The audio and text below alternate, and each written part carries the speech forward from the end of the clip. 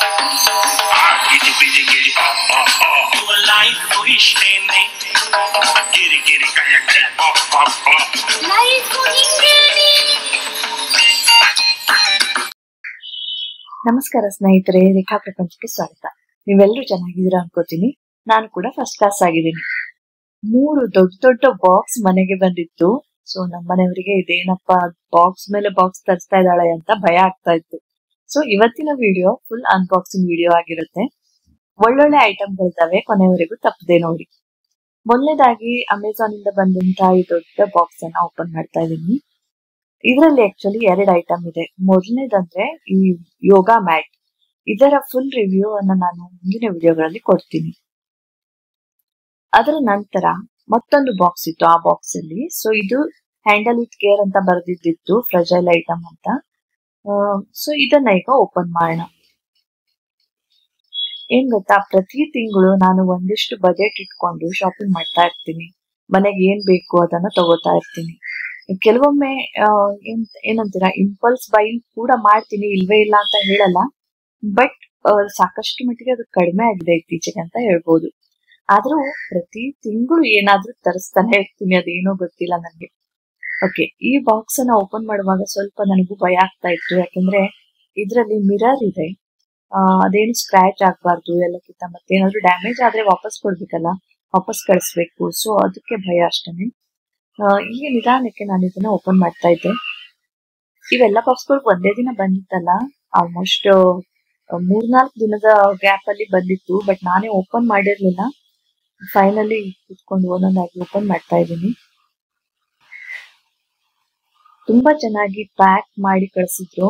ಏನ್ ಗೊತ್ತಾ, specially glass items, mirror, fragile items ಯಾವ್ದೇ ಇರ್ಲಿ ತುಂಬಾನೇ ಕಷ್ಟ ಆಕ್ಚುಲಿ.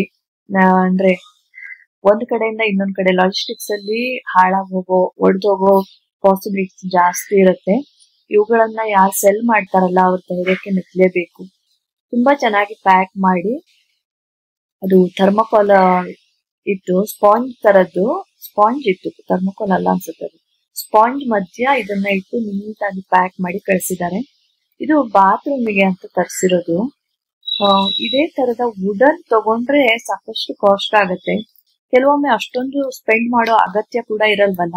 ಆದ್ರಿಂದ ನಾನು ಇನ್ನ ಚೀಪರ್ ವರ್ಷನ್, ಇದು ಪ್ಲಾಸ್ಟಿಕ್ ಇದು ಕಾಣಿತು, ನನಗೆ ಇಷ್ಟ ಆಯ್ತು. ಮಿರರ್ ಕೂಡ ಇದೆ, ಸ್ಟೋರೇಜ್ ಕೂಡ ಇದೆ, ಆದ್ರಿಂದ ಇದನ್ನ ತರಿಸಿದ್ದೀನಿ. ಇನ್ನು ಇದನ್ನ ಕಾರ್ಪೆಂಟರ್ ಬುಕ್ ಮಾಡ್ಬಿಟ್ಟು ಅರ್ಬನ್ ಕಂಪನಿಯಿಂದ ಅಲ್ಲಿಂದ ಫಿಕ್ಸ್ ಮಾಡಿಸ್ತೀನಿ.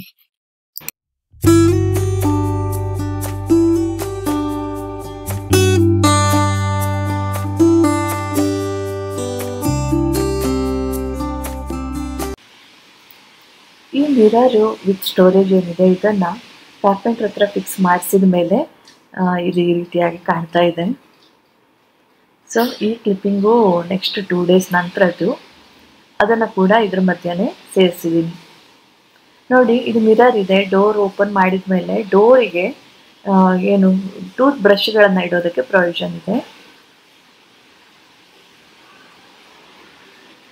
ನಂತರ ಶಾಂಪೂ ಬಾಟಲ್ ಇರ್ಬೋದು, ಸೋಪು ಅಥವಾ ಎನಿ ಟಾಯ್ಲೆಟರೀಸ್. ಆಮೇಲೆ ಇಲ್ಲಿ ಕೋಂಬ್ ಇಡೋದಕ್ಕೆ, ಅಲ್ಲದೆ ಮೇಲ್ಗಡೆ ಕೂಡ ಸ್ಕಿನ್ ಕೇರ್ ಇಟ್ಕೋಬಹುದು. ಕಾಂಪ್ಯಾಕ್ಟ್ ಆಗಿದೆ, ತುಂಬಾ ಚೆನ್ನಾಗಿದೆ. ಆಕ್ಚುಲಿ ಇಲ್ಲಿ ಒಂದು ಚಿಕ್ಕ ಮಿರರ್ ಇತ್ತು, ಅದನ್ನ ರಿಮೂವ್ ಮಾಡಿದ್ದೀನಿ. ಅದನ್ನ ಇನ್ನು ಆ ಕಡೆ ಶವರ್ ಸೈಡ್ ಹಾಕೋಬಹುದು ಬೇಕಿದ್ರೆ. ಬಟ್ ಇದು ಪರ್ಫೆಕ್ಟ್ ಆಗಿ ಫಿಟ್ ಆಗಿದೆ ಇಲ್ಲಿ.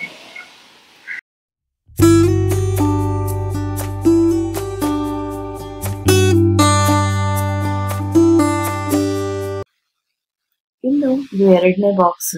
ಇದು ನೀಲ್ ಕಮಲಿಂದ ಬಂದಿರೋದು, ಅಫ್ಕೋರ್ಸ್ ಥ್ರೂ ಅಮೆಝಾನ್ ಅಲ್ಲಿ.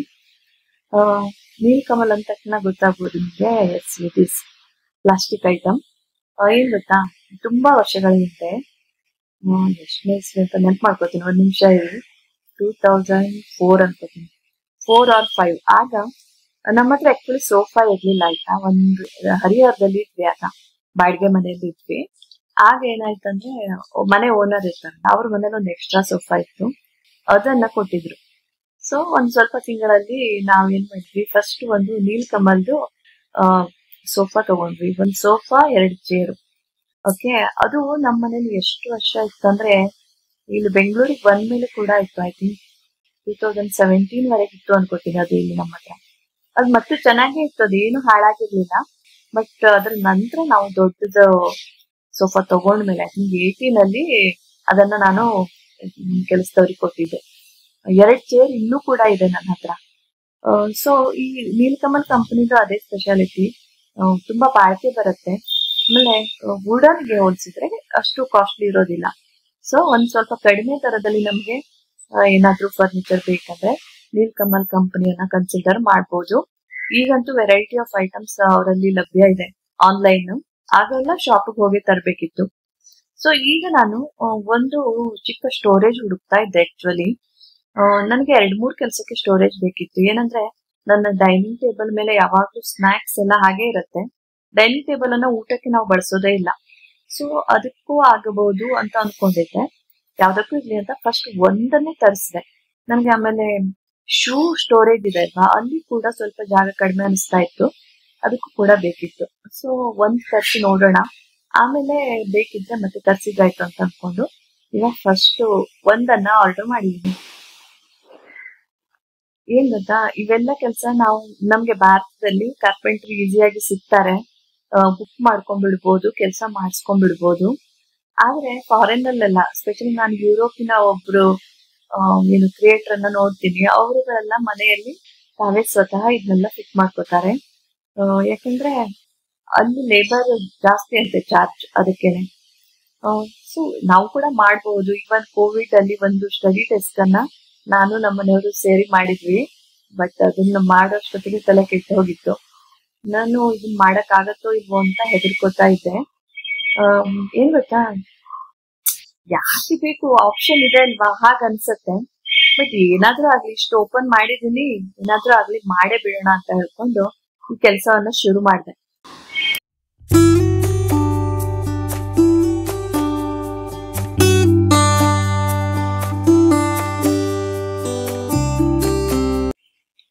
ಇವತ್ತಿನ ವಿಡಿಯೋದಲ್ಲಿ ಏನು ವಾಯ್ಸ್ ಅಷ್ಟು ಕ್ಲಿಯರ್ ಇಲ್ಲ ಅಂತ ನನಗೂ ಅನಿಸ್ತಾ ಇದೆ.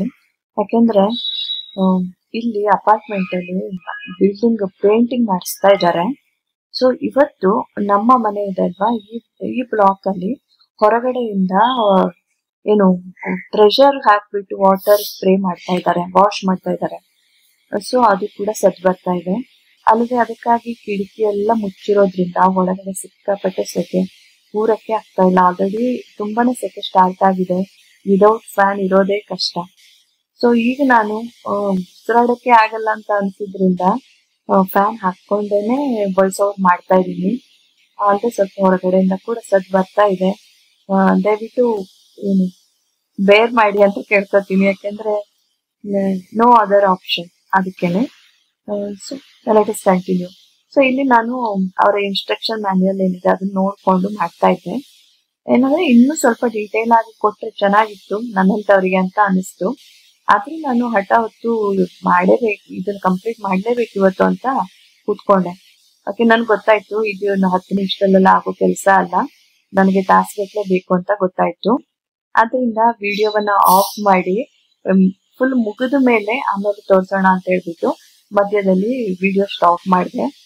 ಅಂತೂ 1-2 ತಾಸು ಹೀಗೆ ಒದ್ದಾಡ್ದೆ ನಾನು ಆಕ್ಚುಲಿ. ಯಾಕಂದ್ರೆ ನೋಡಿ, ನಮ್ಮ ಕೈಯಲ್ಲಿ ಎಷ್ಟು ಸ್ಟ್ರೆಂತ್ ಇರೋದೇ, ನಾವು ಭಾರ ಎತ್ತೋದಾಗ್ಲಿ ಅಥವಾ ಏನಾದ್ರೂ ಫಿಕ್ಸ್ ಮಾಡೋದಾಗ್ಲಿ ಈ ತರ ಕೆಲಸವನ್ನೇ ಮಾಡಲ್ವಲ್ಲ.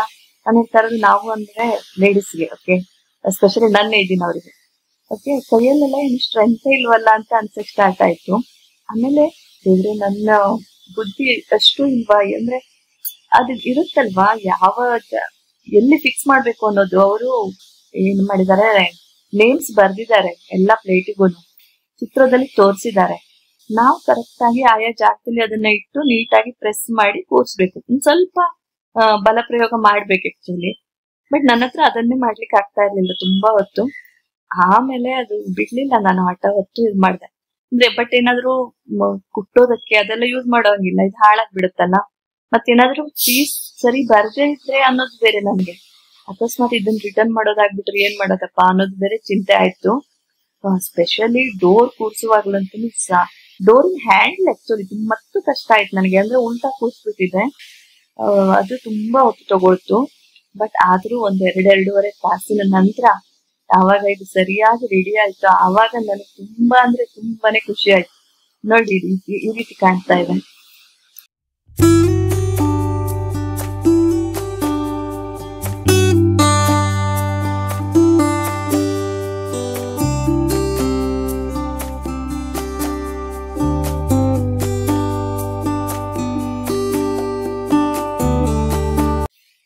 ಇನ್ನು ಇವತ್ತು ವಾಯ್ಸ್ ಓವರ್ ಮಾಡೋದಕ್ಕೂ ಮೊದಲು ಇದರ ಒಂದು ಫೈನಲ್ ಕ್ಲಿಪ್ ತಗೊಂಡ್ಬಿಡೋಣ ಅಂತ ಹೇಳ್ಬಿಟ್ಟು ಇದನ್ನ ರೆಕಾರ್ಡ್ ಮಾಡಿದೀನಿ.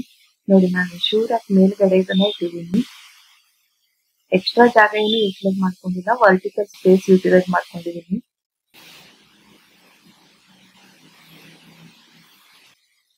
ಈ ರೀತಿಯಾಗಿ ಡಬಲ್ ಡೋರ್ ಓಪನ್ ಆಗುತ್ತೆ.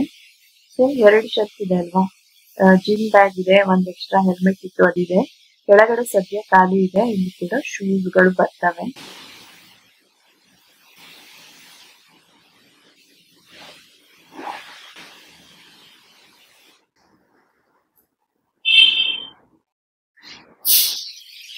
ನಾರ್ಮಲಿ ಮನೆ ಮೇಲೆ ಬೇಕೇ ಬೇಕು, ಎಲ್ಲರ ಹತ್ರನೂ 2-3 ಪೇರ್ ಇರತ್ತೆ. So it is a good option. ನನಗಂತೂ ಇದು ತುಂಬಾ ಇಷ್ಟ ಆಯ್ತು. ಹಾಗಾಗಿ ಎಲ್ಲದರ ಲಿಂಕ್ ಡಿಸ್ಕ್ರಿಪ್ಷನ್ ಬಾಕ್ಸ್ ಅಲ್ಲಿ ಹಾಕಿರ್ತೀನಿ. ಅಕಸ್ಮಾತ್ ನಿಮ್ಗೆ ಅಗತ್ಯ ಇದ್ರೆ ಚೆಕ್ ಮಾಡ್ಬೋದು. ಇನ್ನು 3ನೇ ಬಾಕ್ಸ್ ಅನ್ನು ಓಪನ್ ಮಾಡ್ತಾ ಇದ್ದೀನಿ. ಇನ್ಫ್ಯಾಕ್ಟ್ ನನಗೆ ಕೂಡ ಬಾಕ್ಸಸ್ ಓಪನ್ ಮಾಡಿ ಸುಸ್ತೆ ಆಯ್ತು ಅನ್ಬೋದು. ಸ್ಪೆಷಲಿ ಅದನ್ನ ಫಿಕ್ಸ್ ಮಾಡಿದ್ನಲ್ವಾ, ನೀಲ್ಕಮಲ್ದು ಸ್ಟೋರೇಜ್. ಸೊ ಸಾಕಷ್ಟು ಸಮಯ ತಗೊಂಡಿತ್ತದು. ಬಟ್ ಹಿಡ್ದ ಕೈಯಲ್ಲಿ ಇದನ್ನು ಕೂಡ ಮುಗಿಸೇ ಬಿಡೋಣ ಅಂತ ಹೇಳ್ಬಿಟ್ಟು ನಾನು ಇದನ್ನ ಕೂಡ ಓಪನ್ ಮಾಡ್ತಾ ಇದ್ದೀನಿ. ಹಾಗಾಗಿ ಸ್ನೇಹಿತರೆ, ದಯವಿಟ್ಟು ನೀವು ಚಾನಲ್ ಅನ್ನ ಇನ್ನು ಸಬ್ಸ್ಕ್ರೈಬ್ ಮಾಡ್ಕೊಂಡಿಲ್ಲ ಅಂದ್ರೆ ಸಬ್ಸ್ಕ್ರೈಬ್ ಮಾಡ್ಕೊಂಡು ನೋಡಿ ಅಂತ ಕೇಳ್ಕೊತೀನಿ. ಸಬ್ಸ್ಕ್ರೈಬರ್ ಸಂಖ್ಯೆ ಜಾಸ್ತಿ ಆಗ್ತಿದ್ದಾಗೆ ನಮ್ಗೆ ಮೋಟಿವೇಶನ್ ಜಾಸ್ತಿ ಸಿಗುತ್ತೆ, ಅದಕ್ಕೇನೆ. ಎಸ್, ಈ ತರದ ಸ್ಟೋರೇಜ್ ಇದೆ ಅಲ್ವಾ, ಇದು ಆಕ್ಚುಲಿ ಪ್ಲಾಸ್ಟಿಕ್. ಇದರ ಬೆಲೆ ಕೂಡ ಕಡಿಮೆನೆ, ಬಟ್ ಇದು ತುಂಬಾನೇ ಯೂಸ್ ಆಗುತ್ತೆ. ನನ್ನ ಹತ್ರ ಇದೇ ಪ್ಯಾಟರ್ನ್ದು ಬಟ್ ಕಲರ್ ಡಿಫ್ರೆಂಟ್ ಆಲ್ರೆಡಿ ಒಂದಿದೆ. 5 ಸ್ಟೋರೇಜ್ ಇದು. ಅದು ಕೂಡ ತಗೊಂಡು ಈಗ ಸಾಕಷ್ಟು ವರ್ಷ ಆಯ್ತು. ನಾನು ಅದರಲ್ಲಿ ಅಂದ್ರೆ ಒಂದ್ರಲ್ಲಿ ಬಟಾಟೆ ಇಡ್ತೀನಿ, ಒಂದ್ರಲ್ಲಿ ಈರುಳ್ಳಿ, ಒಂದ್ರಲ್ಲಿ ಬೆಳ್ಳುಳ್ಳಿ, ಈ ತರ. ಮತ್ತೆ ಮೇಲ್ಗಡೆ ಸ್ವೀಟ್ ಪೊಟೆಟೊ ಎಲ್ಲ ಇದ್ರೆ ಒಂದ್ರಲ್ಲಿ ಇಡ್ತೀನಿ. ಮತ್ತೆ ಒಂದು ಶೆಲ್ಫ್ ಅಲ್ಲಿ ನನ್ನ ಕಿಚನ್ದು ಕವರ್ಸ್ ಇರುತ್ತಲ್ಲ, ವೆಜಿಟೇಬಲ್ಸ್ ಹಾಕಿಡೋದು, ಅದನ್ನ ಇಟ್ಕೊತೀನಿ. ಆಮೇಲೆ ಹಾಗೆ ಮೇನ್ ಇಂಪಾರ್ಟೆಂಟ್ ಏನು ಅರ್ಜೆಂಟ್ ಬೇಕಾಗುತ್ತೆ ಅದು. ನೀಟಾಗಿ ಕಾಣುತ್ತೆ, ಕಲರ್ಫುಲ್ ಆಗಿ ಕಾಣುತ್ತೆ. ಅದು ನನ್ನ ಕಿಚನ್ ಹೊರಗಡೆನೆ ಇರತ್ತೆ, ಅಂದ್ರೆ ಡೈನಿಂಗ್ ಏರಿಯಾದಲ್ಲಿ ಇಟ್ಟಿದ್ದೀನಿ ಅದನ್ನ. ಬಟ್ ಇದನ್ನ ಮತ್ತೊಂದು ಯಾಕೆ ತರಿಸಿದೆ ಅಂದ್ರೆ, ನನಗೆ ನನ್ನ ಬೆಡ್ ಸೈಡ್ ಒಂದು ಚಿಕ್ಕ ಈ ತರದ್ದು ಸ್ಟ್ಯಾಂಡಿನ ಅಗತ್ಯ ಇದೆ ಅಂತ ಅನಿಸ್ತು. ಆಕ್ಚುಲಿ ಸೈಡ್ ಟೇಬಲ್ ಇಲ್ಲ ನಮ್ದು, ಅದಕ್ಕೇನೆ ಸ್ವಲ್ಪ ನನ್ಗೆ ಅದು ಇದು ಬರೆಯೋ ಹವ್ಯಾಸ ಜಾಸ್ತಿ. ಅದಕ್ಕೇನೆ ಸ್ವಲ್ಪ ನನ್ನ ಡೈರಿಗಳು ಅವನ್ನೆಲ್ಲ ಇಟ್ಕೊಳ್ಳೋದಕ್ಕೆ ಬುಕ್ಸ್ ಅವೆಲ್ಲ ಬೇಕು ಅನಿಸ್ತು. ಅದಕ್ಕೇನೆ ಇದು 4 ಏನು ಕಂಪಾರ್ಟ್ಮೆಂಟ್ ಇರುವಂತದನ್ನ ತರಿಸಿದ್ದೀನಿ.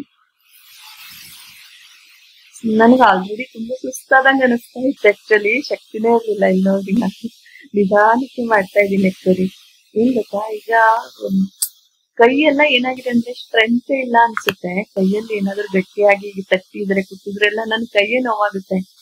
ಸೊ ಏಜಿನ ಎಫೆಕ್ಟ್ ಆಗ್ತಾ ಇದೆ ಅಂತ ಅನ್ಸುತ್ತೆ. ಎನಿವೇಸ್, ಇದನ್ನ ಮುಗಿಸ್ಲೇಬೇಕು. ಇದ್ರ ನಂತರ ನಾನು ಆಕ್ಚುಲಿ ನನ್ನ ಮಕ್ಕಳು ಬರೋದ್ರೊಳಗೆ ಅಡ್ಗೆ ಮಾಡ್ಬೇಕಿತ್ತು. ಈ ಕೆಲಸ ಮುಗಿಸ್ಬಿಟ್ಟೇನೆ ಹೋಗೋಣ ಅಂತ ಹೇಳ್ಬಿಟ್ಟು ಇದನ್ನ ರೆಡಿ ಮಾಡ್ತಾ ಇದ್ದೀನಿ. ಇದ್ರ ಕಲರ್ ಕಾಂಬಿನೇಷನ್ ನಿಮ್ಗೆ ಹೇಗೆ ಅನಿಸ್ತು ಅಂತ ಹೇಳಿ. ನನಗೇನು ತುಂಬಾ ಇಷ್ಟ ಆಗ್ತಾ ಇದೆ. ನಮ್ಮ ಮನೇಲಿ ಫರ್ನಿಚರ್ ಎಲ್ಲ ಇದೇ ಕಲರ್ ಆಗಿದ್ರಿಂದ ಇದು ಮ್ಯಾಚ್ ಆಗುತ್ತೆ ಅಂತ ಹೇಳ್ಬಿಟ್ಟು. ಇದೊಂದು ಸ್ವಲ್ಪ ಡಿಸೈನ್ ಚೆನ್ನಾಗಿದೆ. ಕೆಳಗಡೆ ಏನು ಕಾಲ್ ಬರುತ್ತಲ್ವಾ, ಅಲ್ಲಿ ಅದಕ್ಕೆ ಇದು ಕೂಡ ಇದೆ, ಒಂಥರ ಏನಂತೀರ ಎಕ್ಸ್ಟ್ರಾ ಕವರ್ ಇದೆ, ತೋರಿಸ್ತೀನಿ. ಇದರ ಲಿಂಕ್ ಕೂಡ ಡಿಸ್ಕ್ರಿಪ್ಷನ್ ಬಾಕ್ಸ್ ಅಲ್ಲಿ ಕೊಟ್ಟಿರ್ತೀನಿ. ಬಾತ್ರೂಮ್ ಮಿರರ್ ಸ್ಟೋರೇಜ್ ಇದೆಲ್ಲ ಅದ್ರದ್ದು ಕೂಡ ಕೊಟ್ಟಿರ್ತೀನಿ. ಯಾರಾದ್ರೂ ಈ ತರದನ್ನ ತಗೋದಕ್ಕೆ ನೋಡ್ತಾ ಇದ್ರೆ ನೀವು ಇದನ್ನ ಚೆಕ್ ಮಾಡ್ಬೋದು.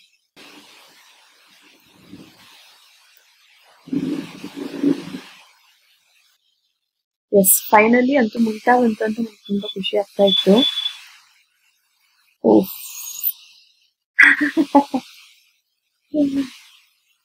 ಓಕೆ, ನಾನು ಹೇಳ್ತಾ ಇದ್ನಲ್ವಾ ಕಾಲಿಗೆ ಒಂದು ಎಕ್ಸ್ಟ್ರಾ ಇದು ಕೊಟ್ಟಿರ್ತಾರ ಅಂತ.